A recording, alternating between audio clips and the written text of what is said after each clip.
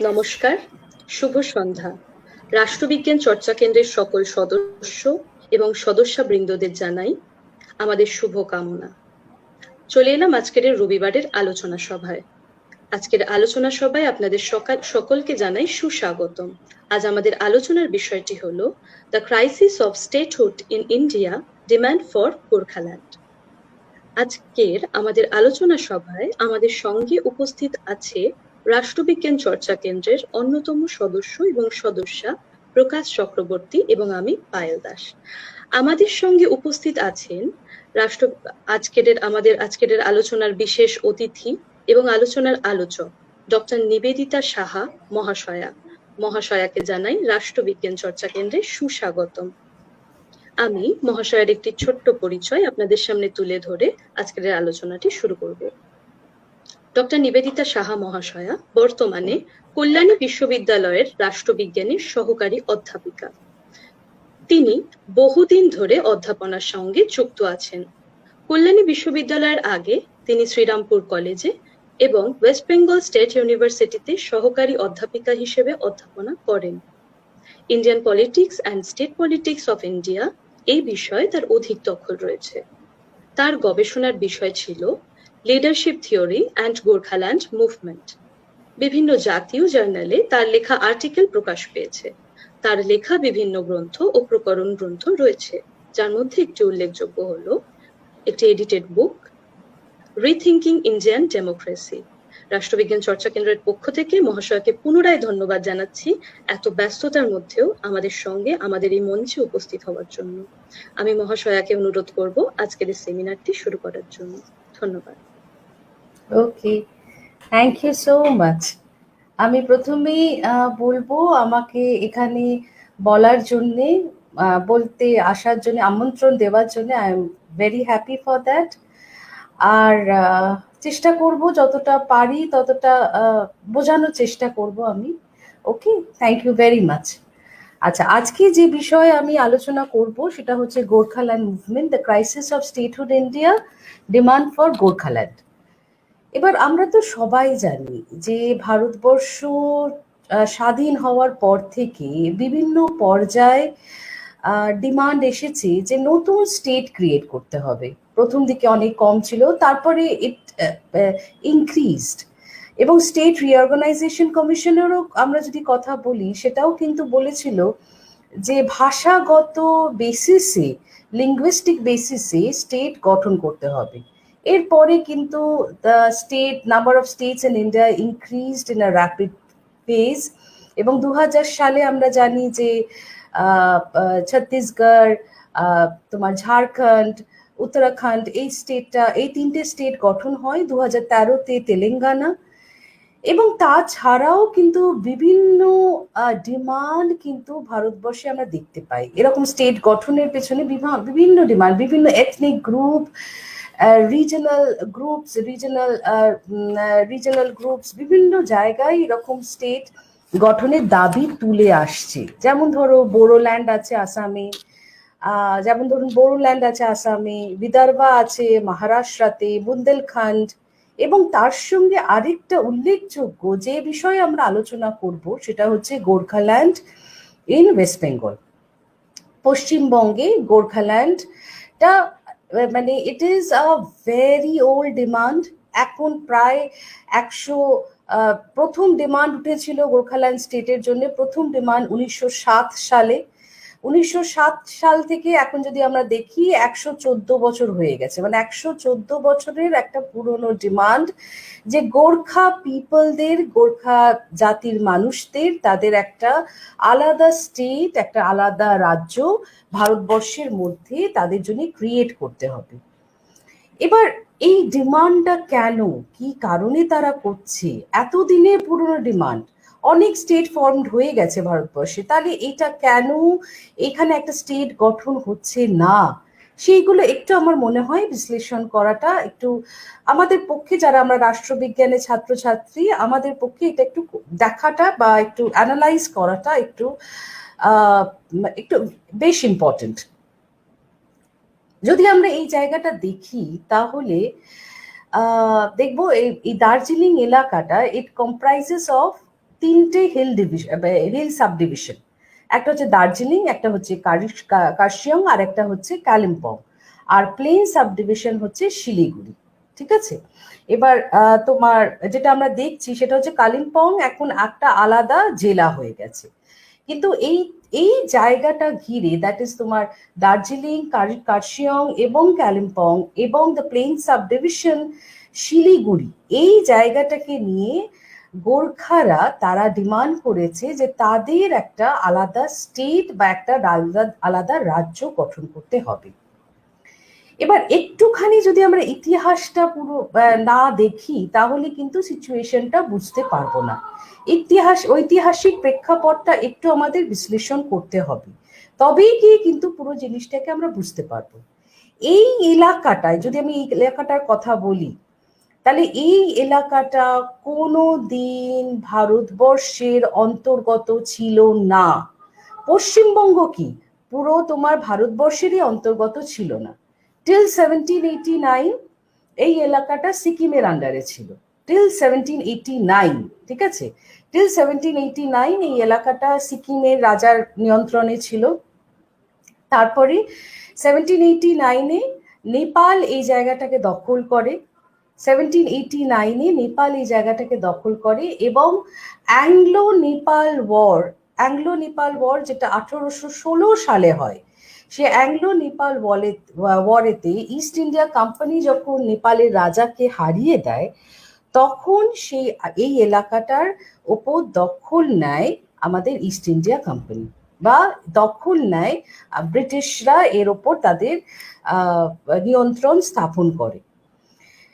কিন্তু এরপরে যখন ব্রিটিশরা 1816 সালে এর ওপর নিয়ন্ত্রণ স্থাপন করে, তখন এই এলাকাটা ওরা ঠিক করে যে সিকিমের রাজাকে দিয়ে দেবে, কারণ এটা তো সিকিমের রাজার এলাকা ছিল।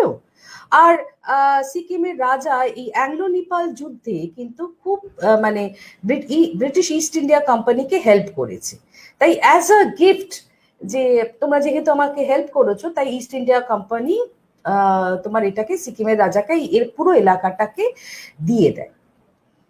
কিন্তু ইস্ট ইন্ডিয়া কোম্পানি যেটা দেখে, দিয়ে দেওয়ার পর যেটা দেখে, যে সেই সময় ইস্ট ইন্ডিয়া কোম্পানির ক্যাপিটাল বা রাজধানী ছিল কলকাতা। এবার কলকাতায় গরমে এই সাহেবদের খুব কষ্ট, যে তাদের একটা কিন্তু ওই একটা গরমের জন্য একটা হিল স্টেশন প্রয়োজন। কিন্তু কলকাতা থেকে সেই সময় নৈনিতাল বলো বা আলমোড়া বলো, এগুলো বহু দূর, তাই কলকাতা থেকে এদের পক্ষে যাওয়াটা খুব ডিফিকাল্ট। এদিকে ইস্টে তারা ভাবলো তারা শিলংকে তাদের হিল ক্যাপিটাল করবে বা স্যানিটোরিয়াম হিসেবে শিলংটাকে বিল্ড করবে। এবার শিলংয়ের প্রবলেম সেটা হচ্ছে শিলংয়ে অসম্ভব বৃষ্টি হয়, তাহলে ওই স্যাঁতস্যাঁতে বৃষ্টির ওয়েদারে তারা গিয়ে তাদের হিল স্টেশন বানাতে পারবে না বা স্যানিটোরিয়াম তৈরি করতে পারবে না।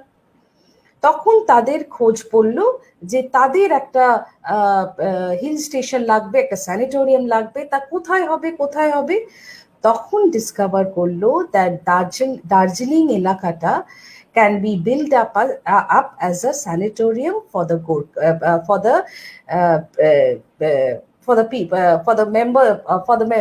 the people working with the British East India Company, মানে যার যে সাহেবগুলো ব্রিটিশ ইস্ট ইন্ডিয়া কোম্পানিতে চাকরি করে, তাদের জন্য দার্জিলিং এলাকাটাকে যদি ডেভেলপ করা যায়, তাহলে সেই এলাকাটা তাদের একটা হিল স্টেশন বা স্যানিটোরিয়াম হবে, মানে স্যানিটোরিয়াম হিসেবে দার্জিলিংটাতে কাজ চালানো যেতে পারে। কিন্তু দার্জিলিং তো সিকিমের কাছে অলরেডি দিয়ে দিয়েছে। তখন সিকিমের রাজাকে তারা বাধ্য করলো বাই 1835 একটা ডিড অফ গিফট সাইন করা হলো, যার দ্বারা তোমার দার্জিলিংটাকে ব্রিটিশ ইস্ট ইন্ডিয়া কোম্পানি নিয়ে নিল 1835 সালে by a deed of gift the Raja of Sikkim handed over the region of Darjeeling to the East India Company. প্রথম দিকে ইস্ট ইন্ডিয়া কোম্পানি তার জন্য কিন্তু মাসে মাসে টাকাও দিয়েছে। ঠিক আছে, প্রথম দিকে ইস্ট ইন্ডিয়া কোম্পানি কিন্তু তোমার মাসে মাসে সিকিমের রাজাকে টাকাও দিয়েছে। কালিম্পং এরিয়া, সেই এরিয়াটা 1865 সালে ভুটানের থেকে নিয়ে নেওয়া হয়। 1865 সালে কালিম্পং এরিয়ার ওপর দখল নেয় ইস্ট, তোমার সেই সময় 1857 হয়ে গেছে, গ্রেট আপরাইজিং হয়ে গেছে, তাহলে সেই সময় কালিম্পং এরিয়াটা 1865-এ 1865 সালে তোমার তার উপর দখল নেয় ব্রিটিশ। এরপর যেটা করা হয় সেটা হচ্ছে যে এই জায়গায় একটা এক্সপেরিমেন্ট করা হয়, ঠিক আছে। 1841 সালে এখানে তোমার চায়না থেকে কিছু চায়ের বীজ নিয়ে এসে এই জায়গাটাতে পোতা হয়, এবং বাই 1861 দেখা যায়, এটা করেছিলেন ডক্টর হুকার বলে একজন ছিলেন, তিনি প্রথম করেছিলেন। এবার বাই 1861 দেখা যাচ্ছে মানে এই চায়ের গাছগুলো ভীষণ ভালো পরিমাণে মানে খুব সুন্দর রাইপেন করছে, গ্রো করছে, এবং তখন এই জায়গাটাকে ডিসকভার করা হয় যে এই জায়গাটাতে খুব ভালো চা উৎপাদন করা যাবে। তাহলে this reason can be build up as a tea gardens can be constructed here, tea gardens can be built up here. এবং বাই 1861 প্রায় 22টা টি এস্টেট এই রিজনে তৈরি করা হলো। বাই 1861 কটা টি এস্টেট? 22টা টি এস্টেট, 22টা টি এস্টেট এই রিজনে তোমার তৈরি করা হলো। এবার এই টি এস্টেটে কাজ করার জন্যে তো লোক লাগবে, তাই না? আমরা তো সবাই দেখেছি চা বাগানে প্রচুর শ্রমিক লাগে, তো শ্রমিকরা কোথা থেকে আসবে? এই এলাকায় কিন্তু প্রথম দিকে যা হিস্টোরিক্যাল ফ্যাক্ট পাওয়া যায়, এখানে কিন্তু খুব স্পার্সলি পপুলেটেড এরিয়া, প্রচুর জনসংখ্যা যে ছিল সেটা নয়, এবং স্পেসিফিক্যালি এটা ছিল লেপচা ভুটিয়া ট্র্যাক্ট, এবং কিছু নেপালি যে পাওয়া যেত না সেটা নয়, কিন্তু খুব কম সংখ্যক। Original inhabitants of this area আর the Lepchas and the Bhutias. এবার তোমার তাহলে চা গার্ডেনে, চায়ের গার্ডেনগুলো, চা এস্টেটে কাজ করার জন্য শ্রমিক কোথা থেকে আসবে? সেই শ্রমিক নিয়ে আসা হলো প্রথমত যেটা আমাদের ছোটা নাগপুর প্ল্যাটো, সেখান থেকে ট্রাইবেলসদের নিয়ে যাওয়া হলো, আদিবাসীদের নিয়ে যাওয়া হলো এই জায়গায় কাজ করার জন্য। এবার আদিবাসী, ছোটা নাগপুর থেকে আদিবাসী যারা আছে তারা যখন ওখানে গেল, তখন দেখলো যে ভীষণ ঠান্ডা, তারা তো ওই গরম ওয়েদার থেকে আসছে, তাদের ওখানে গিয়ে প্রচন্ড ঠান্ডা লাগলো। তা ওরা ওই ঠান্ডার সঙ্গে নিজেদেরকে কোপ আপ করতে পারলো না, তারা ওখান থেকে পালিয়ে গেল। পালিয়ে কোথায় গেল? তারা গিয়ে ওই ডুয়ার্স এলাকা, যেটাকে আমরা এখন বলি ডুয়ার্স এলাকাতে গিয়ে তারা সেটেল ডাউন করলো। এবার তাহলে শ্রমিক কোথা থেকে আসবে? শ্রমিক এলো নেপাল থেকে, ঠিক আছে। নেপালে মোটামুটি ক্লাইম্যাটিক কন্ডিশন একরকম, ঠান্ডা, এই নেপালিরা ঠান্ডা ওয়েদারের জন্য সঙ্গে কোপ আপ করতে পারে, তাদের কোনো অসুবিধে নেই, এবং নেপালি মানুষগুলো ভীষণ খাটিয়ে মানুষ, ভীষণ হার্ড ওয়ার্কিং, তাই নেপাল থেকে এদেরকে তোমার নিয়ে আসা হলো এখানে। তাদের ওয়েদারের সঙ্গেও কোনো অসুবিধে হলো না, তারা এখানে খুব ইজিলি তারা কিন্তু অ্যাডজাস্ট করতে পারলো।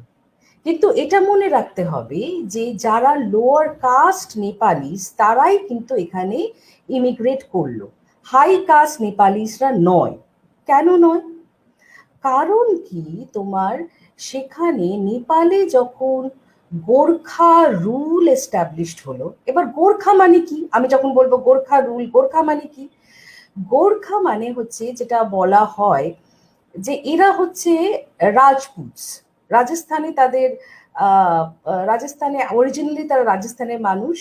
তারা যখন মুসলিম ইনভেডার্সরা ভারতবর্ষে অ্যাটাক করলো, তারা কিন্তু এই নেপালে গিয়ে বসবাস করতে আরম্ভ করলো, এবং আস্তে আস্তে তারা নিজের একটা প্রিন্সিপ্যালিটি, নিজের কিংডম নেপালে এস্টাবলিশ করলো।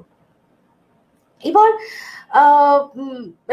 এবার যেটা দেখা যাচ্ছে, এবং তারা তাদেরকে ডাকছে গোর্খা হিসেবে, তারা তাদেরকে গোর্খা হিসেবে ডাকছে, এবং বহু তথ্য আছে, বহু গল্প আছে যে গোর্খা নামটা কোথা থেকে এসেছে। বলা হয় ওদের দেবতার নাম গোরখনাথ, তাদের গুরুর নাম গোরখনাথ, তাদের খুরকি দেওয়া হয়েছিল, সেই থেকে গোর্খা নাম এসেছে, সেইটার মধ্যে আমরা যাব না এখন।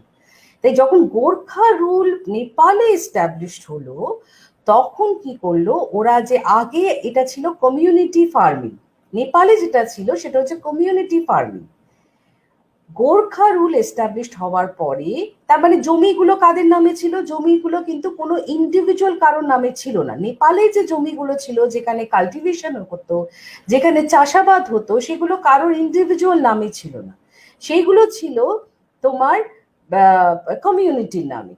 কিন্তু গোর্খা রুল এস্টাবলিশড হওয়ার পরে এই সব জমিগুলোকে রাজার নামে ট্রান্সফার করে দেওয়া হলো। এবং স্পেসিফিক্যালি যে সিস্টেমটা হলো কিপাট অঞ্চলে, যেটাকে কিরাত সিস্টেম বলা হয়, এবং তার ফলে যে নেপালিরা তারা জমিহীন হয়ে পড়লো, তারা তাদের জমি পেল না, কমিউনিটি ফার্মিং থেকে তারা বঞ্চিত হলো।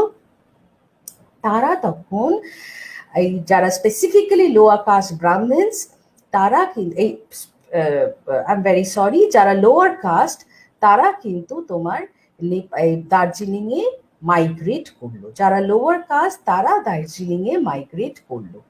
আপার কাস্ট ব্রাহ্মণসরা তারা কিন্তু কোন প্রথম দিকে তোমার দার্জিলিং এ আসেনি, ঠিক আছে? তারা এসেছে 1947-এর পরে তোমার as a priest, as a godfather এই হিসেবে এসেছে। আপার কাস্ট ব্রাহ্মণসরা প্রথম দিকে আসেনি। কারণ আপার কাস্ট ব্রাহ্মণসরা আসবে কিসের জন্য? কারণ এখানে তো যা দার্জিলিং এ যা ল্যান্ড ছিল, যা জমি ছিল, সেগুলো তো সবটাই সাহেবদের, তাদের নামে তো কোনো জমি হবে না। তাই তারা এই ম্যানুয়াল কাজ করার জন্য কেন নেপাল ছেড়ে আসবে? বরঞ্চ লোয়ার কাস্ট যারা নেপালিসরা ছিল তারা কিন্তু দার্জিলিং এ আসলো, এবং তাদের জন্য এই ম্যানুয়াল ওয়ার্কটাই তাদের কাছে প্রচুর মানে মানে is a freedom to them, যে তারা ম্যানুয়াল ওয়ার্ক হিসেবে কাজ করবে। নেপালে ওই রিজিড কাস্ট সিস্টেম থেকে তারা কিন্তু পালিয়ে গিয়ে এখানে এসে তারা বলা যায় বাঁচলো। এবার আস্তে আস্তে ব্রিটিশরা, প্রথমে ইস্ট ইন্ডিয়া কোম্পানি, তারপরে ব্রিটিশ, তারা এনকারেজ করছে যে তোমার নেপালিরা এখানে এসে ইনহ্যাবিট করুক বা সেটেল ডাউন করুক। কারণ তাদের চা বাগানের জন্য এই নেপালি খাটিয়ে মানুষদের দরকার, যারা এই ঠান্ডা ওয়েদারের সঙ্গে নিজেদেরকে অ্যাকোমোডেট করতে পারবে, যারা ঠান্ডা ওয়েদারের সঙ্গে নিজেদেরকে মানিয়ে নিতে পারবে বা তোমার অ্যাডজাস্ট করে নিতে পারবে। এবং এই চা বাগানের সঙ্গে সঙ্গে, চায়ের সঙ্গে সঙ্গে আরেকটা যেটা আমরা দেখছি সেটা হচ্ছে তোমার কফি তৈরি হতে আরম্ভ করলো এবং সিনচুনা তৈরি হতে আরম্ভ করলো। প্রথম demand for a separate administrative unit was raised in 1907।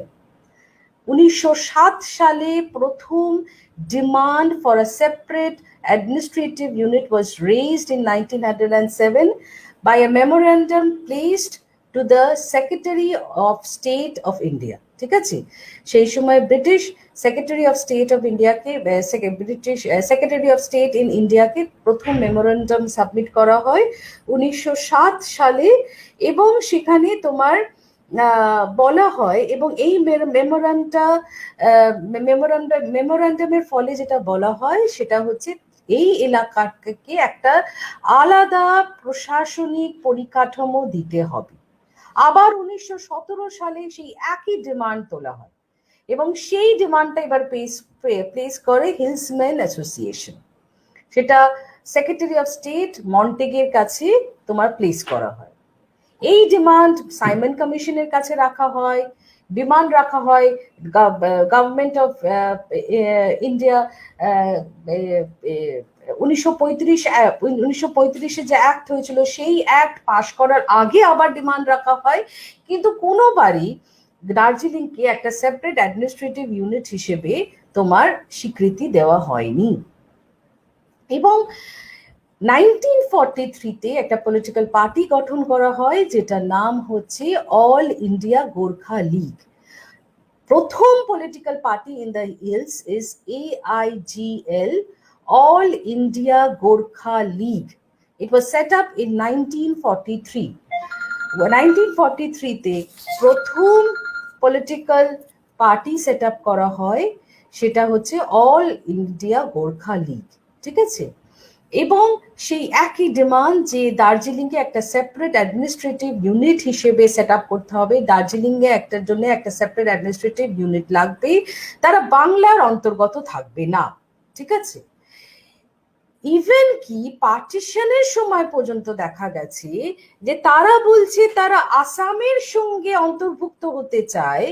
Partition যখন কনস্টিটিউয়েন্ট অ্যাসেম্বলিতে বা পার্টিশনের সময় যখন হচ্ছে, তখনও কিন্তু তারা বলছে তারা আসামের সঙ্গে অন্তর্ভুক্ত হবে, কিন্তু বেঙ্গলের সঙ্গে নয়। যুক্তিটা কি? যুক্তিটা হচ্ছে আসামের মানুষদের সঙ্গে তাদের নাকি অনেকটা সিমিলারিটি আছে, এথনিক সিমিলারিটি আছে, বাংলার মানুষদের সঙ্গে কোনো এথনিক সিমিলারিটি নেই। তাই ডিমান্ড যেটা করছে সেটা হচ্ছে অনেক পুরনো একটা ডিমান্ড, যে তারা বাংলার অন্তর্গত থাকবে না, বরঞ্চ তারা আসামের সঙ্গে একসাথে হতে চায়, কিন্তু বাংলায় তারা থাকবে না। ইভেন কি স্টেট রিঅর্গানাইজেশন কমিশনও যখন গঠন হয়েছে 1950s-এ, তখনও পর্যন্ত তারা ডিমান্ড করছে যে তাদেরকে একটা সেপারেট অ্যাডমিনিস্ট্রেটিভ ইউনিট দেওয়া হোক। এবার পুরো যে আমরা যেটা বলছি সেটা হচ্ছে যে এই যে তারা এই যে মুভমেন্ট, সেই মুভমেন্টটা কিন্তু ভয়াবহ রূপ ধারণ করেছিল 1980-র দশকে সুভাষ ঘিসিং এর নেতৃত্বে।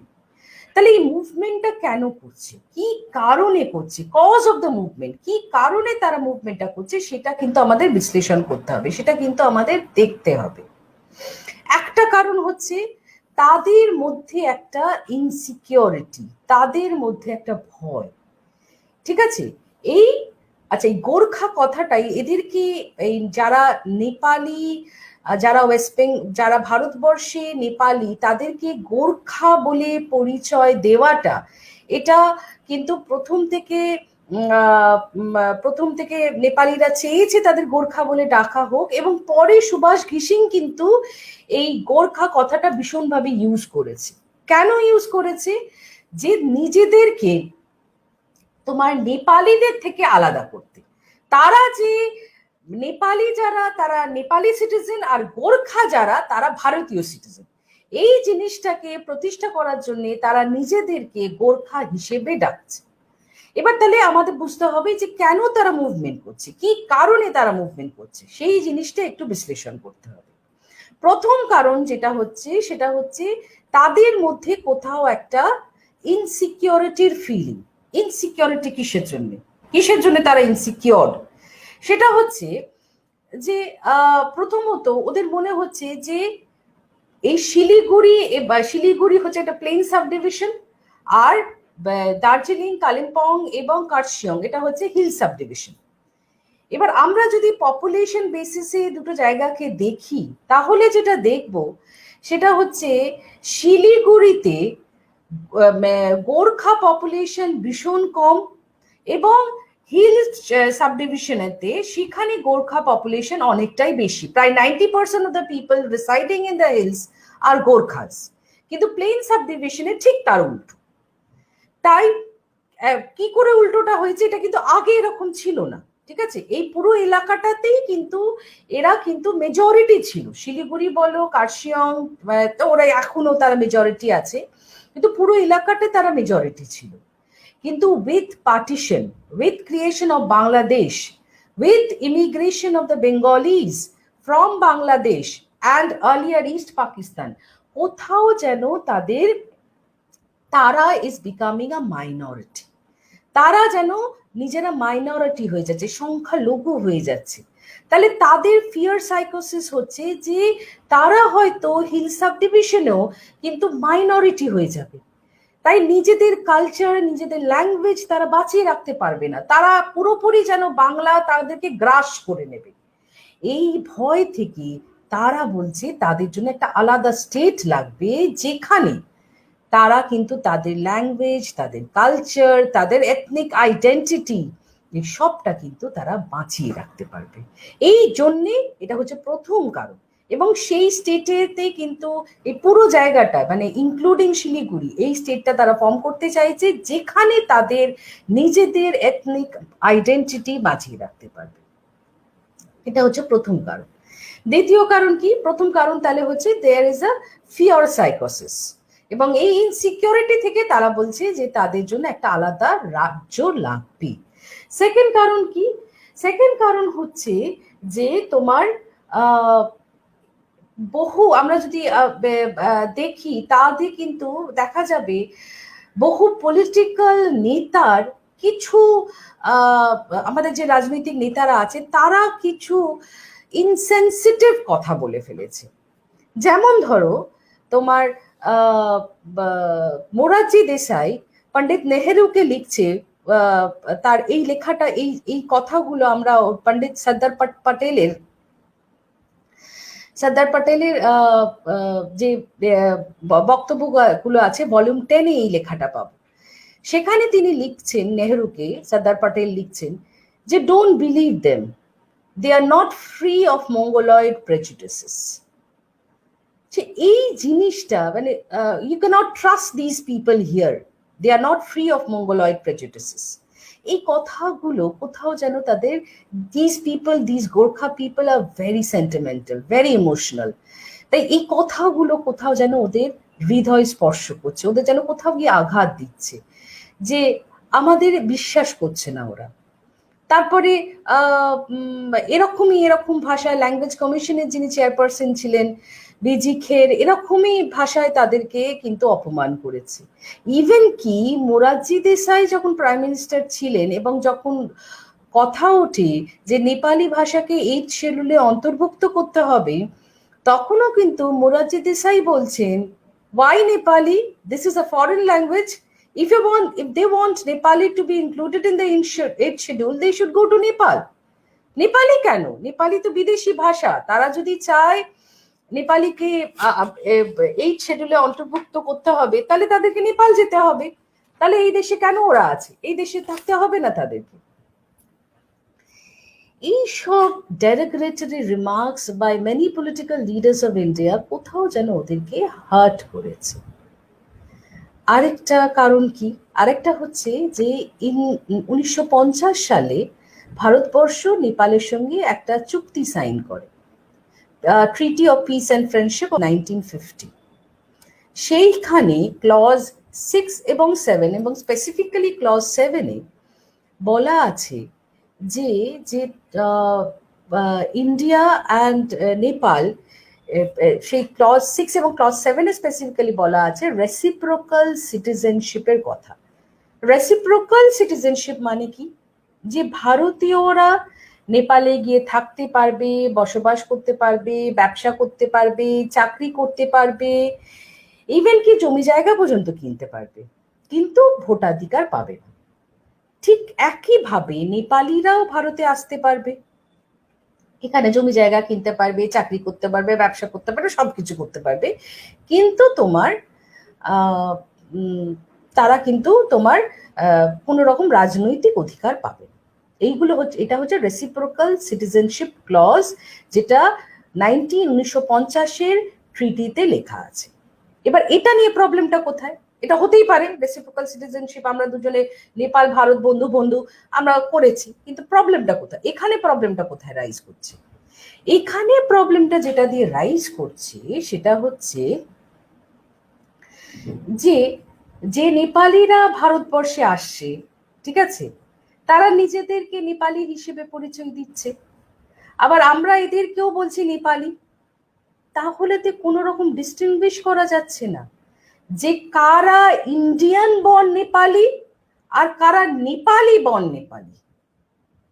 বোঝা যাচ্ছে যে কারা ইন্ডিয়ান বর্ন নেপালি আর কারা নেপালি বর্ন নেপালি, এই দুটোর মধ্যে ফারাক করা যাচ্ছে না।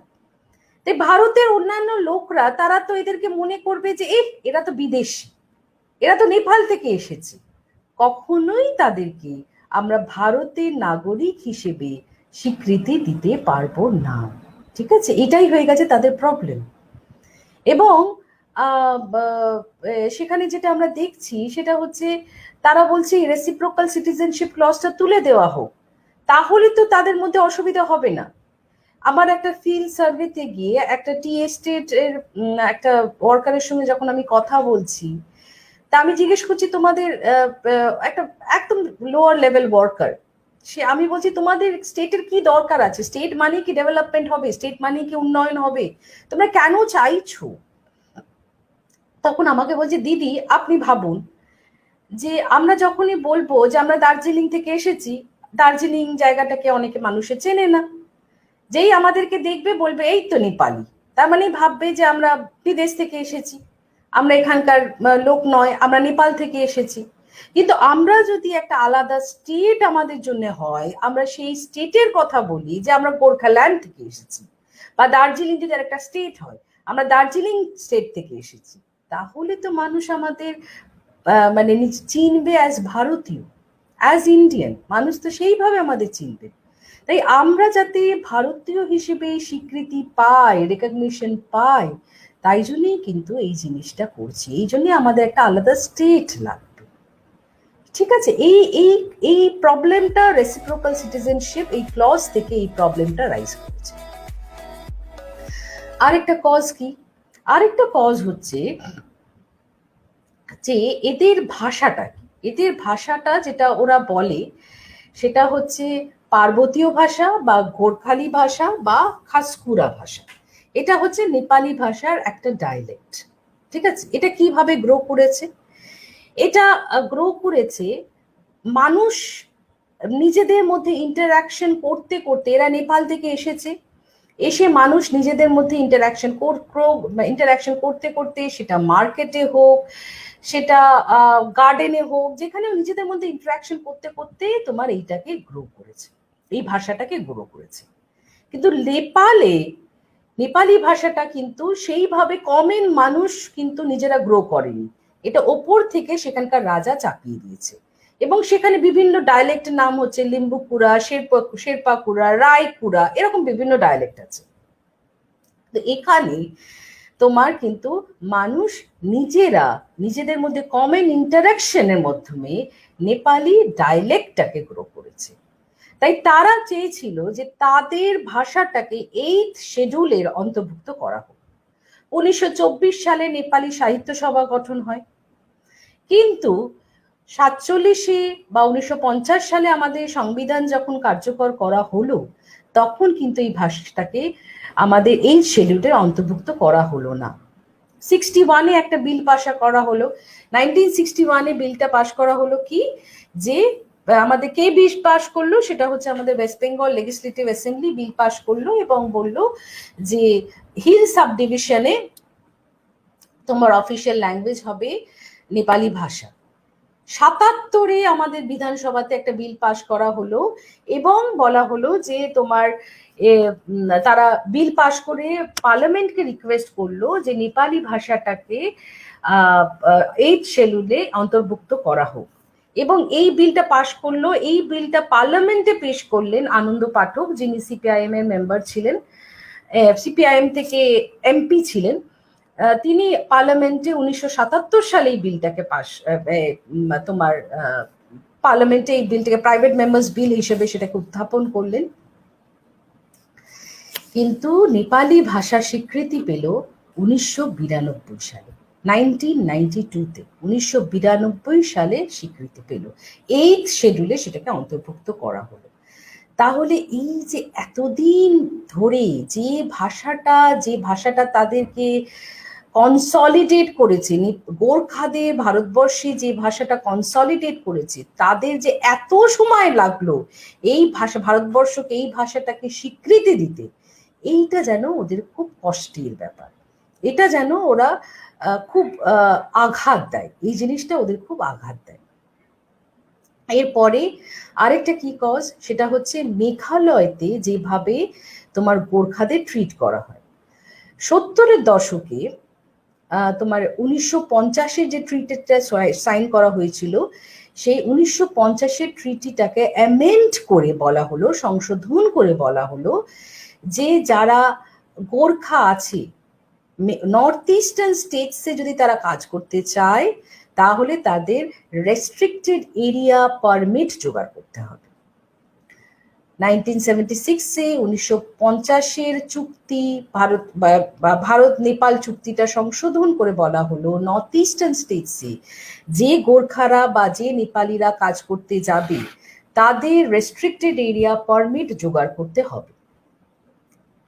এবার যে গরিব গোর্খাগুলো স্পেসিফিক্যালি মেঘালয়তে কাজ করত, তাদের পক্ষে দিল্লি গিয়ে পারমিট জোগাড় করা ভীষণ শক্ত ব্যাপার, তারা পারমিট জোগাড় করতে পারল না এবং হাজার হাজার গোর্খাদের মেঘালয় থেকে তাড়িয়ে দেওয়া হলো।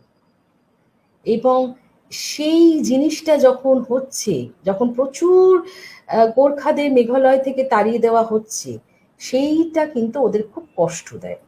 যে তারা ভাবলো যে যদি মেঘালয় থেকে তাদেরকে তাড়িয়ে দেওয়া হয়, তাহলে বাংলাও তো এক কাজ করতে পারে, ওয়েস্ট বেঙ্গলও তো তাদেরকে তাড়িয়ে দিতে পারে, বলতে পারে যে না। এবং ঘি সিং সেই সময় ভীষণ ভীষণ অ্যাক্টিভ ছিলেন এবং বলছেন যে if Meghalaya can do this, why not Bengal? বেঙ্গলও তো এই জিনিসটা করতে পারে, আমাদেরকে তাড়িয়ে দিতে পারে, বলতে পারে তোমরা নেপালে ফেরত যাও, এখানে কেন আছো, তোমাদের পারমিট নেই, এ নেই। এই সব কারণে প্রচুর প্রথম প্রথম লটে 5,000, তারপরে 10,000, তারপরে 15-25, এইভাবে প্রচুর গোর্খাদের মেঘালয় থেকে তাড়িয়ে দেওয়া হয়। এই সময় আরেকটা নতুন স্টেট গঠন হয়, সেটা হচ্ছে সিকিম। তখন তাদের বক্তব্য হচ্ছে যে সিকিম যদি একটা আলাদা স্টেট হিসেবে গঠন হতে পারে, তাহলে এখানে কেন নয়, এখানে কেন আমরা একটা স্টেট গঠন করতে পারি না। এবং সেই সময় দেখা যায় ভুটান নেপালিদের ভুটান থেকে তাড়িয়ে দিচ্ছে এবং তারা গিয়ে রেফিউজ নিচ্ছে দার্জিলিং। তাই ঘি সিং এই নেপালির এই জিনিসটাকে ক্যাশ করছে যে তোমার সিকিম স্টেট একটা স্টেট হিসেবে তোমার স্বীকৃতি পাচ্ছে। এদিকে তোমার নেপালিদের ভুটান থেকে তাড়িয়ে দেওয়া হচ্ছে, তাহলে ভীষণ কিছু মানুষ আছে যাদেরকে ইউজ করা যায়। ঘিসিং দেখলো এই মানুষগুলো যারা ভুটান থেকে তাড়িয়ে দেওয়া হচ্ছে তাদেরকে বেশ ব্রেন ওয়াশ করা যায় এবং তাদেরকে মুভমেন্টে বা আন্দোলনে সামিল করা যেতে পারে। তার সঙ্গে সঙ্গে দেখা যাচ্ছে নর্থ ইস্টে কিছু নতুন স্টেট গঠন হচ্ছে, আসাম ভেঙে স্টেট গঠন হচ্ছে, তাহলে দার্জিলিং কেন হবে না? ঠিক আছে। এবং সে তার সঙ্গে যেটা দেখা যাচ্ছে সেটা হচ্ছে যে তোমার এখানে কিন্তু টি গার্ডেনের অবস্থা খারাপ। ঠিক আছে, স্পেসিফিক্যালি যারা পাবলিক সেক্টর টি গার্ডেন্স, সেগুলো প্রায় অর্ধেক বন্ধ। যারা গোর্খারা পড়াশোনা শিখছে, কোনো রকম এডুকেশন অপরচুনিটি নেই। এই সব কারণে আমরা দেখছি 1980 সালে একটা আন্দোলন সুভাষ ঘিসিং এর নেতৃত্বে হচ্ছে, যেটা কিন্তু ভীষণ ভাইলেন্ট হয়ে পড়ে। প্রচুর মানুষ মারা যায়, প্রচুর ক্ষয়ক্ষতি হয়, প্রচুর সম্পত্তির ক্ষয়ক্ষতি হয়। আমি 1 মিনিট একটু জল খেয়ে দিই, আর কথা বলতে পারছি না, এক্সকিউজ মি।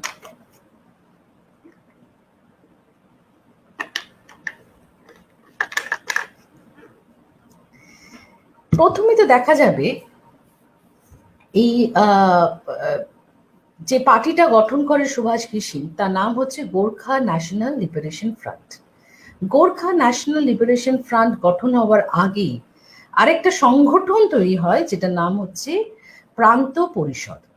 সুভাষ ঘিসিং কিন্তু প্রান্ত পরিষদের মেম্বার ছিলেন এবং এই সময় এই প্রান্ত পরিষদে বিভিন্ন পলিটিক্যাল পার্টিরাও কিন্তু এটাতে যোগদান করেন, যেমন AIGL যোগদান করে, কংগ্রেস যোগদান করে, কমিউনিস্ট তোমার কংগ্রেস যোগদান করে এবং তারা তখন একটা প্ল্যাম্পলেট তৈরি করে। সেই প্ল্যাম্পলেটটা তোমার তখন প্রাইম মিনিস্টারের কাছে জমা দিয়েছিল এবং গোর্খাল্যান্ড কথাটা প্রথম এই প্ল্যাম্পলেটে দেখা যায়।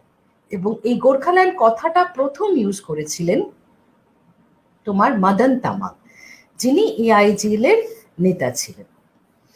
সুভাষ ঘিসিং প্রথমত তিনি প্রান্ত পরিষদে ছিলেন, কিন্তু প্রান্ত পরিষদ থেকে তিনি বেরিয়ে গেলেন।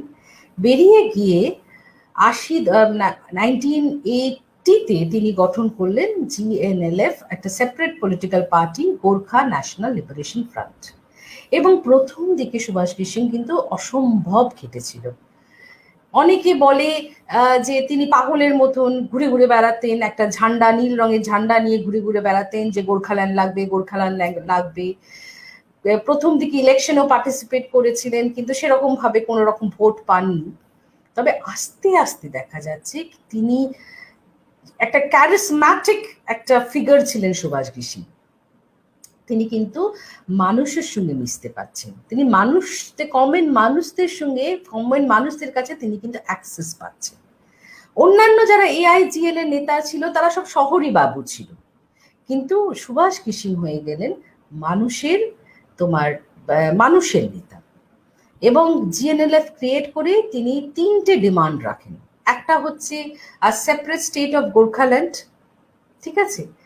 সেকেন্ড ডিমান্ড হচ্ছে তোমার inclusion of the Nepali language in the 8th schedule. আর 3 নম্বর ডিমান্ড হচ্ছে যে তোমার ওই আর্টিকেল 7টা, ঠিক আছে, ইন্দো নেপাল ট্রিটির আর্টিকেল 7টাকে সেটা কিন্তু ক্যান্সেল করতে হবে। এবার প্রথম যে ডিমান্ডটা, যে একটা গোর্খাল্যান্ড স্টেট, এই গোর্খাল্যান্ড স্টেটে যে দাবিটা সুভাষ ঘিসিং করে সেটা কেন এতদিন স্বীকৃতি পায়নি? আমরা যদি এলাকাটাকে দেখি, এই এলাকাটাকে বলা হয় চিকেন লেক এলাকা, কারণ এই এলাকার থ্রু দিয়ে it is area of about 2256 square Miles. কিন্তু আমরা যদি আমাদের ভারতবর্ষের মানচিত্র দেখি, এই এলাকাটা দিয়েই কিন্তু আমরা বাই ল্যান্ড নর্থ ইস্টে পৌঁছতে পারবো, ঠিক আছে। কিন্তু যারা ভারতীয় পলিটিশিয়ান, তাদের মধ্যে একটা অ্যাপ্রিহেনশন কাজ করে যে এখানে যদি আমরা একটা আলাদা রাজ্য গঠন করি, ওপরে আছে সিকিম, নেপালি ডমিনেটেড, পাশে আছে নেপাল, ঠিক আছে, এই পাশে আছে ভুটান, এই আলাদা স্টেট যদি গঠন করা হয়, আর দার্জিলিং যদি বাই এনি ওয়ে যদি ভারতবর্ষ থেকে বেরিয়ে যায়, তাহলে একটা গ্রেটার নেপাল তৈরি হবে। এবং যখন গ্রেটার নেপাল তৈরি হওয়ার সঙ্গে সঙ্গে আরেকটা ভয় কি কাজ করবে, সেটা হচ্ছে বাই ল্যান্ড আমরা নর্থ ইস্টে পৌঁছতে পারবো না, বাই ল্যান্ড আমরা নর্থ ইস্টে পৌঁছতে পারবো না। এবং তাহলে কি হবে, তোমার নর্থ ইস্টটা পুরো ভারতবর্ষ থেকে আলাদা হয়ে যাবে, ঠিক আছে।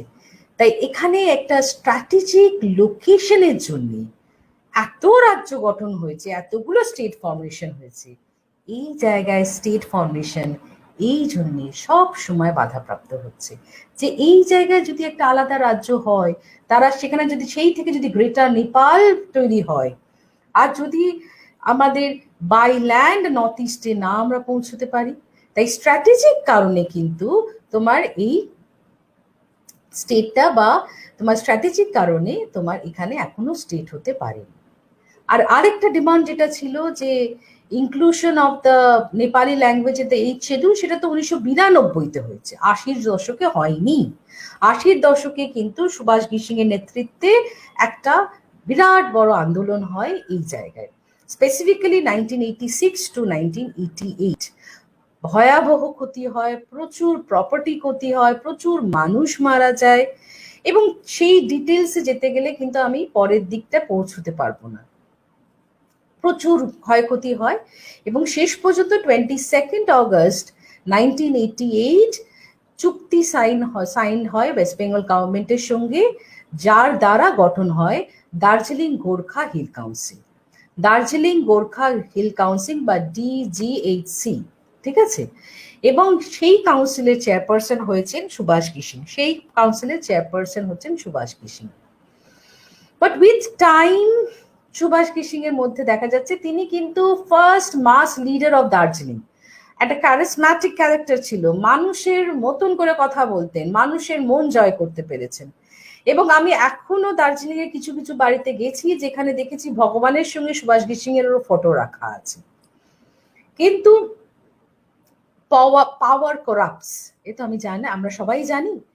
আস্তে আস্তে ভীষণ করাপ্ট হয়ে গেলেন, মানে সুভাষ ঘিসিং নিজে করাপ্ট হয়েছে কি সেটা আমি বলতে পারবো না, কিন্তু GNLF as a organization, as a party in power ভীষণ করাপ্ট। এবং কোথাও গিয়ে তিনি নিজেকে যেন আইসোলেট করে নিলেন, নিজের ঘরে থাকতেন। ইভেন এক এক সময় যেটা হয়েছে সেটা হচ্ছে নিজের ঘর থেকে মাইক নিয়ে বক্তৃতা দিতেন, বেরোতেন না। মানুষের দুঃখ কষ্ট একেবারে কোনো রকম ভাবে সেই নিয়ে তার কোনো চিন্তা, শেষের দিকে আর কোনো চিন্তা ছিল না। এবং তিনি ভীষণ সুপারস্টিশিয়াস হয়ে পড়লেন, তিনি যেন ভগবানকে সবসময় দেখেন, উল্টো পাল্টা কথা বলতে আরম্ভ করলেন, ঠিক আছে। মানে নিজের চেয়ারের পাশে একটা চেয়ার ফাঁকা রেখে দিতেন, যে বলছেন ওখানে গিয়ে সাই বাবা বসবে। সাই বাবাকে নাকি সব জায়গায় দেখতে পেতেন, মা কালীকে সব জায়গায় দেখতে পেতেন। এরকম একটা মানুষ শেষের দিকে হয়ে পড়েছিলেন, যেন কোথাও গিয়ে মানুষের নার্ভস তিনি আর বুঝতে পারলেন না, মানুষের সঙ্গে যেন তিনি কোথাও গিয়ে একত্র হতে পারলেন না। এবং 2005-এ কিন্তু ক্ষমতায় রয়ে গেলেন কিভাবে? ক্ষমতায় রয়ে গেলেন এইভাবে যে সেই সময় বামফ্রন্ট সরকারের সঙ্গে সুভাষ ঘিসিং এর কোথাও একটা নেক্সাস দেখা দিল, যে বামফ্রন্ট সরকার বললে তুমি ক্ষমতায় থাকো, কোনো রকম ডিমান্ড করবে না। সুভাষ ঘিসিং বললো তুমি আমায় ক্ষমতায় রেখে দাও, আমি কোনো রকম আন্দোলন জায়গায় হতে দেবো না। তাই এই নেক্সাসটা বিল্ড আপের ফলে সুভাষ ঘিসিং তোমার ক্ষমতায় রয়ে গেলে, এবং শেষে সেখানে ইলেকশন পর্যন্ত হতো না, তিনি কেয়ারটেকার হয়েছিলেন। 2007 সালে 2007 সালে তোমার দেখা যাচ্ছে সেই সময় তোদের মনে আছে কি, তোমাদের মনে আছে কি আমি জানি না, সোনিতে এখনো সেই প্রোগ্রামটা হয়, ইন্ডিয়ান আইডল একটা শো, এবং সেখানে একজন গোর্খা তিনি পার্টিসিপেট করলেন, তার নাম হচ্ছে প্রশান্ত তামাং। এবং সেই সময় প্রশান্ত তামাংকে কিন্তু কোনোভাবে তোমার সুভাষ ঘিসিং বলো বা জিএনএলএফ বলো, তারা কিন্তু কোনোভাবে যে তাকে সাপোর্ট করার জন্য পাবলিক ভোটিং করা এইসব কিন্তু তারা করেনি। সেই সময় আরেকজন পলিটিক্যাল লিডার যিনি ছিলেন সেকেন্ড ইন কমান্ড বা লিউটেন্যান্ট অফ সুভাষ ঘিসিং, যার নাম হচ্ছে বিমল গুরুং, বিমল গুরুং এই ড্রাইভটা হাতে নিলেন যে প্রশান্ত তামাংকে জেতাতে হবে, ইন্ডিয়ান গোর্খারা তারা ভোট দেবে এবং প্রশান্ত তামাংকে জেতাতে হবে, কারণ this is a matter of Prestige for the Gorkhas. এবং সেই ক্যাম্পেইনিং আরম্ভ করলেন, এবং আস্তে আস্তে দেখা যাচ্ছে সেই সময় সুভাষ ঘিসিং এই সবগুলোকে পাত্তাও দিলেন না, তিনি সিঙ্গাপুর চলে গেলেন। বেশিরভাগ টাইমেই প্রবলেমে দেখা দিলে তিনি দার্জিলিং ছেড়ে চলে যেতেন, এবং সেই সময়ও তিনি সিঙ্গাপুর চলে গেলেন। সেই সময় Bimal Gurung took the leadership, এবং তিনি জিএনএলএফ থেকে বেরিয়ে গিয়ে তিনি একটা নতুন পলিটিক্যাল পার্টি গঠন করলেন, যেটা হচ্ছে তোমার গোর্খা জনমুক্তি মোর্চা, গোর্খা জনমুক্তি মোর্চা, বা যেটাকে শর্ট ফর্মে আমরা বলবো গজমম, গোর্খা জনমুক্তি মোর্চা। এবার গোর্খা জনমুক্তি মোর্চা যেটা দেখা দিল সেটা হচ্ছে লেফট ফ্রন্ট এবার বিমল গুরুং এর সঙ্গে নেগোসিয়েশন আরম্ভ করলো। 2010-এর মধ্যে 8টা এরকম কনফারেন্স হয়ে গেছে, বা 8 রাউন্ড অফ নেগোসিয়েশন হয়ে গেছে। এবং 2010-এর মে মাসে একেবারে তোমার পুরো দিনের আলোতে এআইজিএল লিডার মদন তামাংকে হত্যা করা হলো।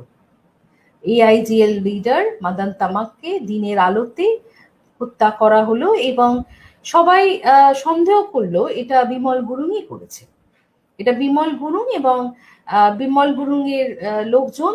বিমল গুরুং তো নিজে করবেন না, সবাই সন্দেহ করলো যে বিমল গুরুং এর লোকজন এই হত্যাটাকে করেছে। একদম ব্রড ডে লাইটে এই হত্যাটা দেখা যাচ্ছে, এবং এই হত্যাটা বিমল গুরুং এবং তার লোকজনই করছে, মানে সেটাই আশা, মানে সেটাই আকাঙ্ক্ষা করা হলো, বা সেটাই সবাই মানুষের মনের সন্দেহ। দুদিন তিনি পালিয়ে গেলেন, পরে দুদিন পরে তিনি দার্জিলিং এ ঢুকলেন 200টা গাড়ি নিয়ে, এবং বললেন যে, এবং মদন তামাং ওয়াজ এ ভেরি পপুলার লিডার, যেই মদন তামাংকে হত্যা করা হলো একেবারে কমপ্লিট শাটডাউন।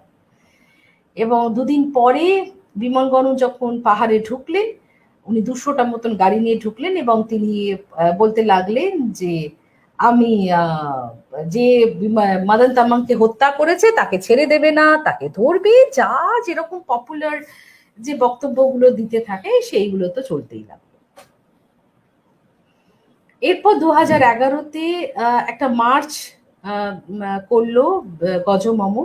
সেই মার্চে গরুবাথাং থেকে জয়গাঁও এই মার্চটা হচ্ছিল, সেখানে কিছু গজমম মেম্বার্সদের গভর্নমেন্টের সঙ্গে গন্ডগোল লাগলো, কিছু হত্যা হলো। কিন্তু 2011-তে AITC all India Trinamool Congress যখন ওয়েস্ট বেঙ্গলে বা পশ্চিমবঙ্গে যখন ক্ষমতায় ফেরত এলো, তখন চিফ মিনিস্টারের সঙ্গে বিমল গুরুংয়ের একটা চুক্তি সাইন করা হলো, যার মাধ্যমে গঠন হলো GTA, Gorkha territorial administration. Gorkha territorial administration September মাসে এই বিলটা পাশ করা হলো, এবং পরের 2012 জুলাইতে তোমার ইলেকশন হলো জিটি এর জন্য, যেখানে গজমামো একদম ক্লিন সুইপ, এবং Bimal Gurung became the chairperson of the GTA. Bimal Gurung became the chairperson of the GTA বা গোর্খা টেরিটোরিয়াল অ্যাডমিনিস্ট্রেশন। এবার যেটা দেখা যাচ্ছে, প্রথম দিকে মুখ্যমন্ত্রীর সঙ্গে বিমল গুরুংয়ের সম্পর্ক ভালোই ছিল, কিন্তু পরের দিকে সেটা কিন্তু কোথাও গিয়ে একটু প্রবলেম হতে থাকলো, সেই সম্পর্কটাতে কোথাও গিয়ে একটা সমস্যা দেখা দিল। 2013-তে যখন তেলেঙ্গানা ফর্মড হলো, তখনও কিন্তু তোমার দার্জিলিং এ একটা প্রবলেম, দার্জিলিং এ আন্দোলন। 3rd অগস্ট থেকে তারা বললো দার্জিলিং এ ইনডেফিনিট স্ট্রাইক ডাকবে, কিন্তু শেষে যখন 10 কোম্পানি, এখান থেকে মুখ্যমন্ত্রী মমতা বন্দ্যোপাধ্যায় যখন 10 কোম্পানি প্যারামিলিটারি ফোর্স পাঠালো, তখন ইনডেফিনিট স্ট্রাইকটা তুলে নেওয়া হলো, এবং বলা হলো যে জনতা বাঁধ করা হবে। জনতা বাঁধ 13 এবং 14 অগস্ট জনতা বাঁধ, তেলেঙ্গানা যেহেতু স্টেট হিসেবে গঠন হচ্ছে তার এগেইনস্টে জনতা বাঁধ করা হবে। এই জনতা বাঁধটা কি? জনতা বাঁধটা হচ্ছে যে তারা বিমল গুরুং দার্জিলিং এর মানুষদের কাছে রিকোয়েস্ট করবে তারা উইলিংলি যেন বাড়ির মধ্যে থাকে। দিস জনতা বাঁধ ওয়াজ ভেরি সাকসেসফুল। এবং যেটাতে এবার আমরা আসবো সেটা হচ্ছে 2017 আন্দোলন। 2017 তো কি হয়? 2017 মে মাসে মুখ্যমন্ত্রী মমতা বন্দ্যোপাধ্যায় তিনি ডিক্লেয়ার করলেন যে Bangla will be the medium of instruction all over the schools in West Bengal. All over the schools in West Bengal তাদের বাংলাটা হবে মিডিয়াম অফ ইনস্ট্রাকশন। সেটা কিন্তু পাহাড়ের মানুষরা ভালোভাবে নেয়নি। কেন নেয়নি? কারণ সেটা ওরা মনে করেছে কোথাও গিয়ে একটা ল্যাঙ্গুয়েজ ইম্পিরিয়ালিজম, তাই সেটাকে ওরা ভালোভাবে নেয়নি। 8 জুন মমতা বন্দ্যোপাধ্যায় ঠিক করলো তারা দার্জিলিং এ ক্যাবিনেট মিটিং করবে। 40 বছর পরে দার্জিলিং এ তারা ক্যাবিনেট মিটিং করবে, এবং ক্যাবিনেট মিটিং শেষ হতে না হতেই দেখা যাচ্ছে তোমার বোম পড়ছে, দার্জিলিং এ বোম পড়ছে, এবং তারপরে দুদিনের মাথায় বিমল গুরুং এর বাড়ি তোমার সার্চ করা হচ্ছে। বিমল গুরুং এর বাড়ি তোমার সার্চ করা হচ্ছে, এবং 15th জুন থেকে ইনডেফিনিট বন্ধ ডাকা হচ্ছে দার্জিলিং। 15th জুন থেকে ইনডেফিনিট বন্ধ ডাকা হচ্ছে দার্জিলিং। 16th জুনে তোমার 16th জুনে তোমার ইন্টারনেট সার্ভিস বা কেবল টেলিভিশন সার্ভিস সেগুলো কিন্তু তোমার বন্ধ করে দেওয়া হচ্ছে।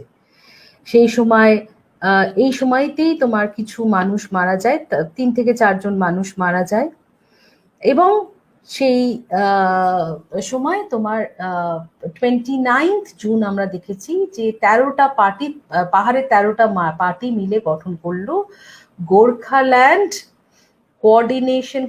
Movement coordination committee.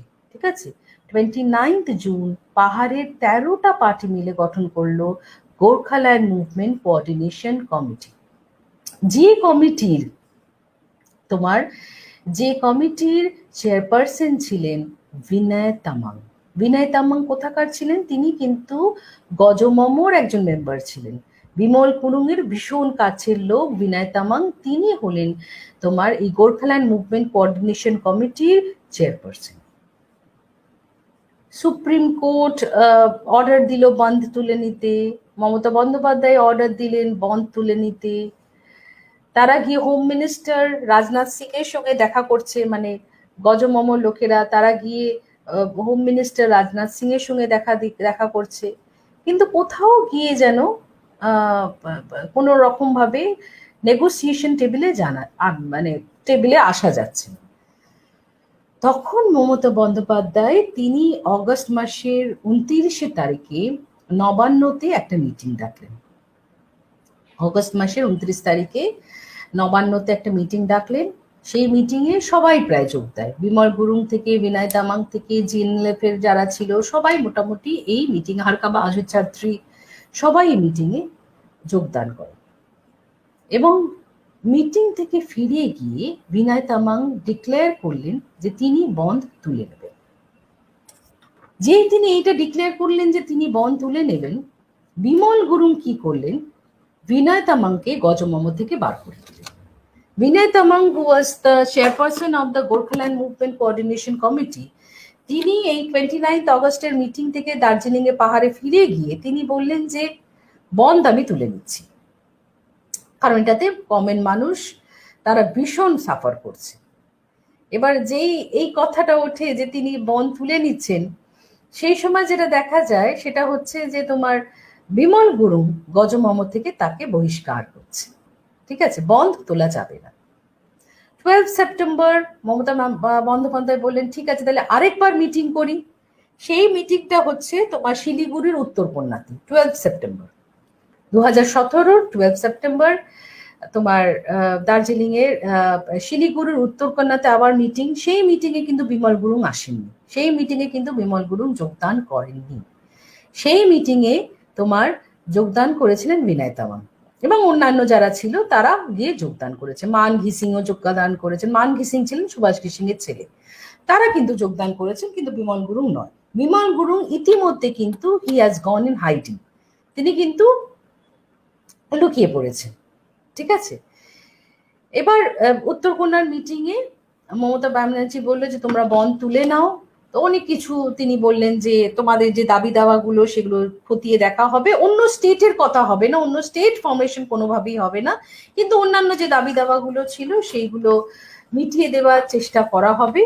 এবং তোমার 21 সেপ্টেম্বর মমতা ব্যানার্জি তিনি গঠন করলেন যে জিটিএটা সেই সময় ডিফাঙ্ক্ট হয়েছিল সেটাকে অ্যাক্টিভ করলেন মমতা ব্যানার্জি, এবং বিনয় তামাংকে জিটিএ এর চেয়ারপারসন করলেন।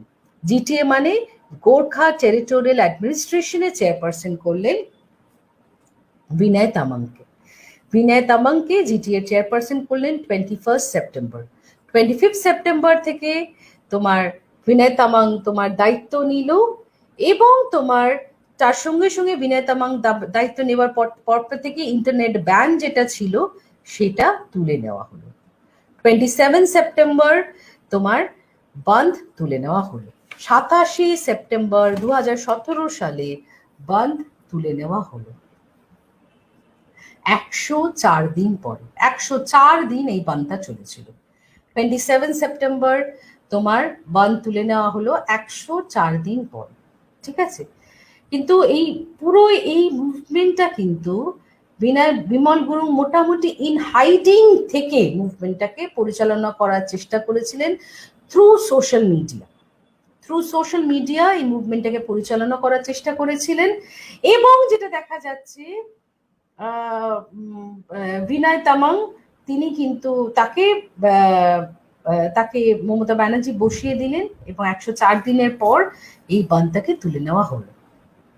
কিন্তু এই যেহেতু বিমল গুরুং হাইডিং এ চলে গেছিল, আমি যখন 2017-তেও দার্জিলিং গেছি তখন কিন্তু 2018-তে যখন দার্জিলিং গেছি তখনও মানুষ ওখানকার বলছে বিমল গুরুং তাই আসল নেতা, বিমল গুরুং হামারা হিরো হে। কেন হিরো? কারণ তারা মনে করছে যে বিমল গুরুং তো তাদের জন্য স্যাক্রিফাইস করছে, তাদের জন্য লুকিয়ে বেড়াচ্ছে, তাদের জন্য কষ্ট করে বেড়াচ্ছে। আর বিনয় তামাং ও তো গাদ্দার। লোকাল পিপল তারা সবসময় এটাই বিশ্বাস করতো যে বিমল গুরুং স্যাক্রিফাইস করছে। বিমল গুরুং ওই হাইডিং এ থেকেও তাদের মধ্যে ভীষণ পপুলার ছিলেন, এবং সেখানে তাদের কাছে অনিক থাপা এবং তোমার বিনয় তামাং তারা কিন্তু গাদ্দার, কারণ তাদেরকে তো প্লেস করা হয়েছে, তারা তো মাস লিডার নয়, তাদের তো গভর্নমেন্ট তাদের উপর প্লেস করে দিয়েছে। তাই তাদেরকে ওরা নেতা হিসেবে, বিনয় তামাং অনিক থাপা তাদেরকে কিন্তু তারা নেতা হিসেবে মানতে চাইছে না। কারেন্টলি যেটা দেখছি 2019-এর যে লোকসভা ইলেকশন, 2019-এর লোকসভা ইলেকশনে তোমার বিজেপির প্রার্থী, দ্যাট ইজ রাজু বিস্তা, যে বিজেপি প্রার্থীকে জিএনএলএফ এবং বিমল গুরুংয়ের গজমম সাপোর্ট করেছিল, রাজু বিস্তা তিনি জয়ী হয়েছিলেন। এবং বিনয় তামাং, যিনি অ্যাসেম্বলি ইলেকশন লড়েছিলেন ওই সময়, তিনি কিন্তু হেরে গেছেন। ইন্ডিপেন্ডেন্ট ক্যান্ডিডেট হিসেবে বিনয় তামাং অ্যাসেম্বলি ইলেকশনটা লড়েছিলেন, তিনি কিন্তু হেরে গেছেন। 2021-এও যেটা দেখা যায়, 2021-এও অ্যাসেম্বলি থেকে জিতেছিলেন, তার নাম হচ্ছে নীরজ তামাং জিম্বা, যিনি বিজেপি প্রার্থী ছিলেন। নীরজ তামাং জিম্বা যিনি বিজেপি প্রার্থী ছিলেন। এবং তোমার 2021-এর ইলেকশনে কারেন্টলি যিনি এমএলএ হয়েছেন সেটাও কিন্তু বিজেপিরই ক্যান্ডিডেট, তিনি হলেন তোমার নীরজ তামাং জিম্বা। নীরজ তামাং জিম্বা তিনি কিন্তু বিজেপিরই প্রার্থী। তা এত কিছু বলার পরেও যদি গোর্খাল্যান্ড একটা আলাদা স্টেট হয় তাহলে কি হবে, কিভাবে জিনিসটাকে আমরা কনক্লুড করতে পারি বা কিভাবে জিনিসটাকে দেখতে পারি যে আলাদা স্টেটের আমি কিন্তু পুরো জিনিসটা ভীষণ শর্ট করে বললাম, কারণ এই জিনিসটাতে এত শর্ট করে বলা যায় না, কিন্তু আমার কাছে টাইম তো 1 ঘন্টা মতন ছিল, তাই পুরো জিনিসটাকে একটু সামারি রূপে পুরো জিনিসটা আমি একটু বোঝানোর চেষ্টা করলাম, অ্যাটলিস্ট যে তোমরা তো মানে তোমরা যাতে পুরো জিনিসটার একটা হিস্টোরিক্যাল ব্যাকগ্রাউন্ড থেকে কারেন্ট সিচুয়েশন, কেন মুভমেন্ট হচ্ছে, কি কারণে ওরা আন্দোলন করেছে, এই জায়গাটা যেন একটু বুঝতে পারো, তাই একটু সামারি হিসেবে পুরো জিনিসটাকে অনেক শর্ট করে তোমাদের বোঝানোর চেষ্টা করলাম। এবার গোর্খাল্যান্ড যদি একটা আলাদা স্টেট হয় তাহলে কি হবে? এক হচ্ছে তাদের তো দুটো অটোনমাস কাউন্সিল হয়েছে, একটা হচ্ছে দার্জিলিং গোর্খা হিল কাউন্সিল হয়েছে, একটা জিটিএ হয়েছে। সুভাষ ঘিসিং এর নেতৃত্বে দার্জিলিং গোর্খা হিল কাউন্সিল হয়েছে, আবার তোমার যেটা আমরা দেখছি জিটিএ এর নেতৃত্বে এই বিমল গুরুং এর নেতৃত্বে জিটিএ হয়েছে। তাহলে কি এরা এই অটোনমাস কাউন্সিল গুলোকে গঠন করে খুব সাকসেসফুল হয়েছে, খুব উন্নয়ন এই জায়গায় আসতে পেরেছে, খুব কি ডেভেলপমেন্ট এসেছে, সেটা কিন্তু একটা প্রশ্নচিহ্ন থেকেই যায়। খুব যে উন্নয়ন হয়েছে, খুব যে ডেভেলপমেন্ট হয়েছে সেটা কিন্তু নয়। আমরা যারা যদি দার্জিলিং যাই তাহলেই বুঝতে পারবে যে কতটা ডেভেলপমেন্ট হয়েছে, কতটা উন্নয়ন হয়েছে। স্পেসিফিক্যালি এনজিপি থেকে যখন আমরা দার্জিলিং এ ঢুকবো, সেই রাস্তাটাই যার অবস্থা, সেখানে আমরা কখনোই বলতে পারি না যে ডেভেলপমেন্ট হয়েছে। তারপরে তো ছোট ছোট স্টেট ফরমেশন হয়েছে, যেমন ধরো ছত্তিশগড় হয়েছে, ঝাড়খণ্ড হয়েছে। এই স্টেট ফরমেশন হওয়ার পরেও তাদের কি সমস্যাগুলো সব মিটে গেছে? তাদের কি কোনো রকম সমস্যা নেই? তারা কি ঠিক আছে? তারা কি ভালো আছে? ঝাড়খণ্ডের ক্ষেত্রেই আমরা দেখি ভীষণ করাপশন, আনএমপ্লয়মেন্ট, ডেভেলপমেন্ট নেই। তাহলে আলাদা স্টেট হলেই যে খুব ভালোভাবে তারা থাকবে সেটা তো নয়, বা খুব উন্নতি হবে, খুব ডেভেলপমেন্ট হবে সেটা তো নয়। তারপরে দার্জিলিং এর ক্ষেত্রে আমাদের যেটা আরো বেশি প্রবলেম্যাটিক, যে আরো বেশি সমস্যার জিনিস, ইকোনমিটা কিসের উপর নির্ভর করছে? দার্জিলিং এর ইকোনমিটা কিসের উপর নির্ভর করছে? আমি যেটা বলি 3 T's। 3 T's মানে কি? টিক, 3 T's হচ্ছে টি, ট্যুরিজম এবং টিম্বার। একটা হচ্ছে চা বাগান, বলা বাহুল্য যে দার্জিলিং এ পৃথিবীর শ্রেষ্ঠতম চা তৈরি হয়।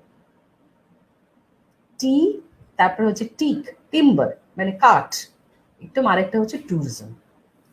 এই তিনটের উপর নির্ভর করে কি আলাদা একটা রাজ্য গঠন করা যায়? বা গঠন করলেও সেটা কতটা সাকসেসফুল হবে বা কতটা ডেভেলপমেন্ট আনা যাবে? এইসব জায়গায় কিন্তু প্রশ্নচিহ্ন থেকেই যায়। ইমোশনাল অ্যাসপেক্ট থেকে বলা যায় গোর্খাদের তাদের কালচার, তাদের ল্যাঙ্গুয়েজ, তাদের এথনিক আইডেন্টিটি, সেটা সংরক্ষণ করার জন্যেই দরকার আছে। কিন্তু স্টেট গঠন হলেই কি সব সমস্যার সুরা হবে? সব সমস্যাই কি মিটে যাবে? ওরা মানে তাদের সমস্যা থেকে তারা বেরিয়ে আসতে পারবে?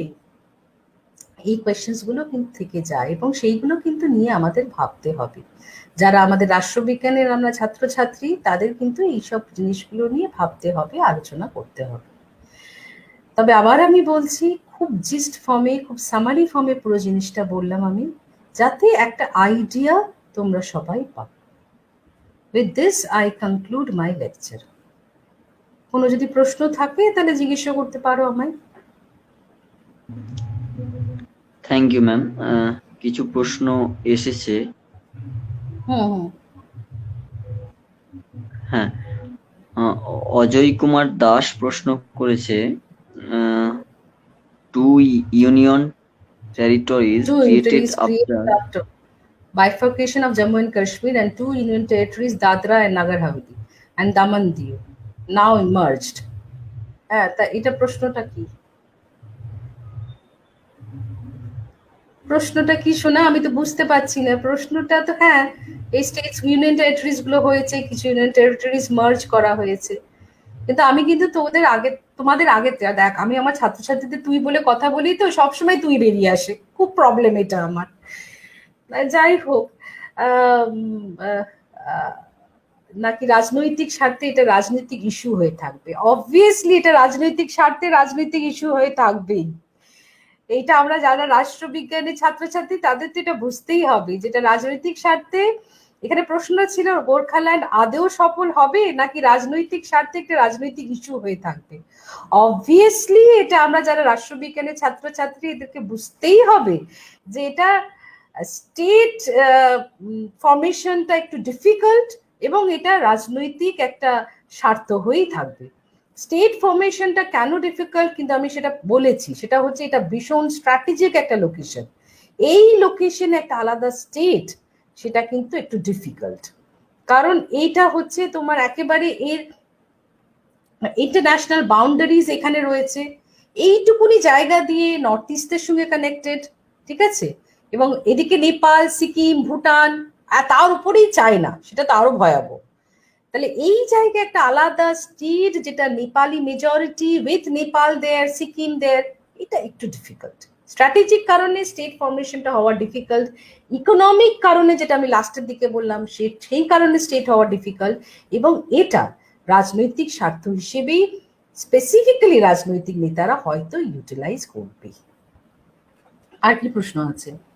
আগের প্রশ্নটা কিন্তু আমি বুঝতে পারিনি। হ্যাঁ, গোর্খাল্যান্ড যদি স্টেট হিসেবে গঠিত হয় তাহলে কি তার মধ্যে কি আর কোনো সমস্যা হবে না?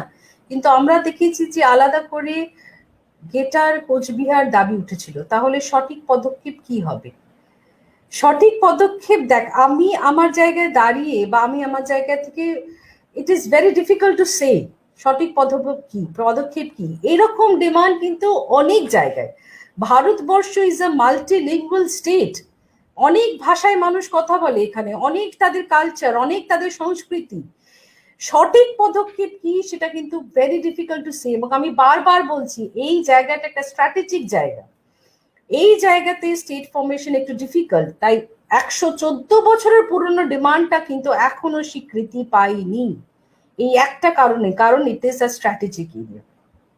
গ্রেটার কুচবিহারেরও দাবি আছে, এবং মানুষ মনে করে একটা স্টেট হলেই, আলাদা একটা স্টেট হলেই তাদের সবকিছু সংরক্ষিত হবে। হ্যাঁ, হয়তো সংরক্ষিত হতে পারে, তাদের কালচার, তাদের ল্যাঙ্গুয়েজ হয়তো সংরক্ষিত হতে পারে, কিন্তু সেখানে কতটা উন্নয়ন আসবে সেটাই তো আমি প্রশ্ন করছি। সেটাই তো আমাদের রাষ্ট্রবিজ্ঞানের ছাত্রছাত্রী হিসেবে আমরা সবাই সেই একই প্রশ্ন করছি, কতটা উন্নয়ন হবে, কি করে কতটা উন্নয়ন একটা স্টেটের মাধ্যমে দিয়ে, কতটা সমস্যা আমরা সবকিছু সলভ করতে পারবো। কারণ ছত্তিশগড় তো রয়েছে, সেখানে ঝাড়খণ্ড রয়েছে, যেখানে প্রচুর সমস্যা, ইভেন কি ওয়েস্ট বেঙ্গল, সেখানেও তো সমস্যা। স্টেট হলেই যে সমস্যা মিটে যাবে সেটা তো নয়, হয়তো ল্যাঙ্গুয়েজটা সংরক্ষিত হবে, তাছাড়া কি সবটা কি ল্যাঙ্গুয়েজটা সংরক্ষিত কি করে বলবো? আমি কি বলবো যে আমার স্টেটে আমি শুধু নেপালিদের রাখবো? আমি কোনো বাঙালিকে ঢুকতে দেবো না সেই স্টেটে, সেটাও তো নয়। তাহলে these are all political issues, political মাইলেজের জন্য নেতারা নিজেদের স্বার্থে ইউজ করে।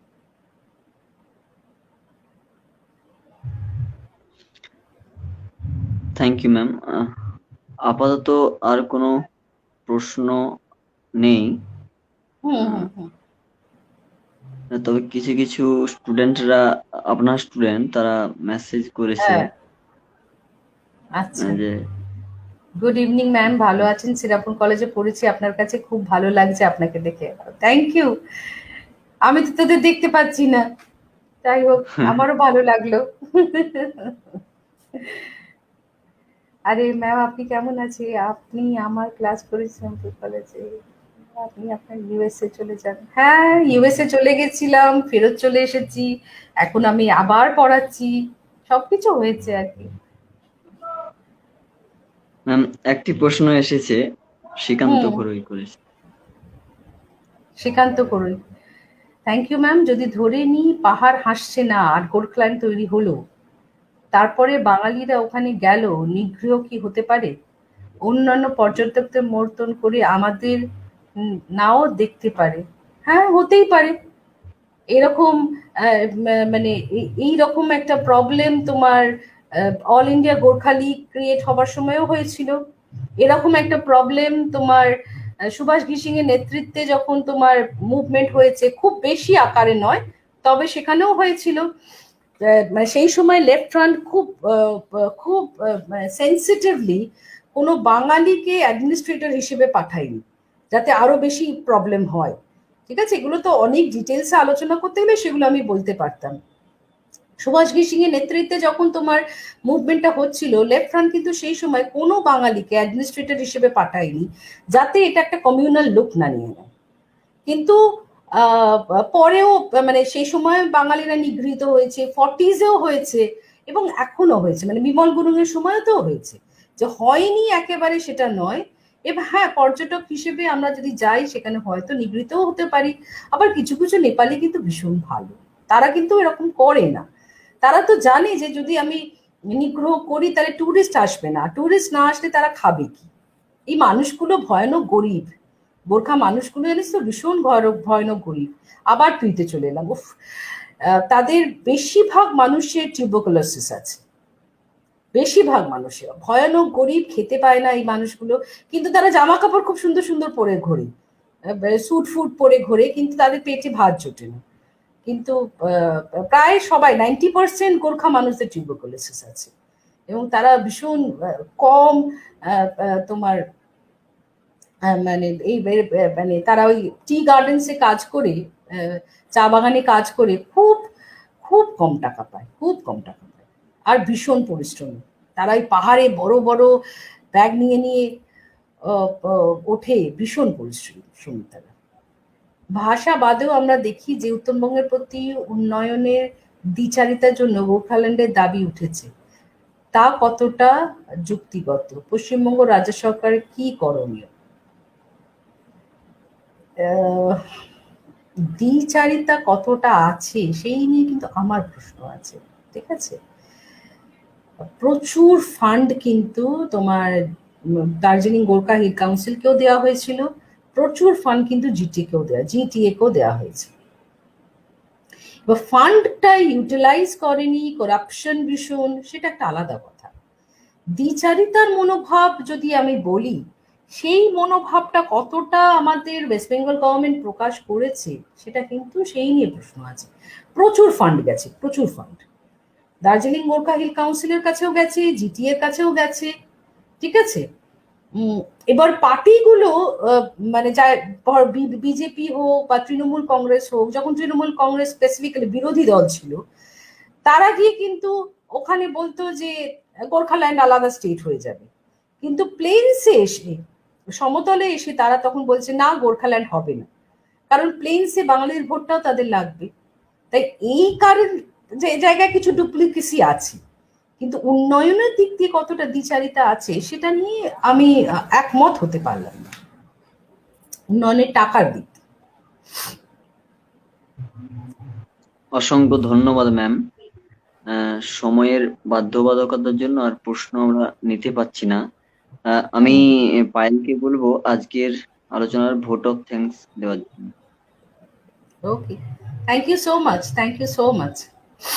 রাষ্ট্রবিজ্ঞান চর্চা কেন্দ্রের পক্ষ থেকে অতিথি মহাশয়াকে জানাই অসংখ্য ধন্যবাদ এত সুন্দর সহজ সরল ভাবে আমাদের কাছে বিষয়টি উপস্থাপিত করার জন্য।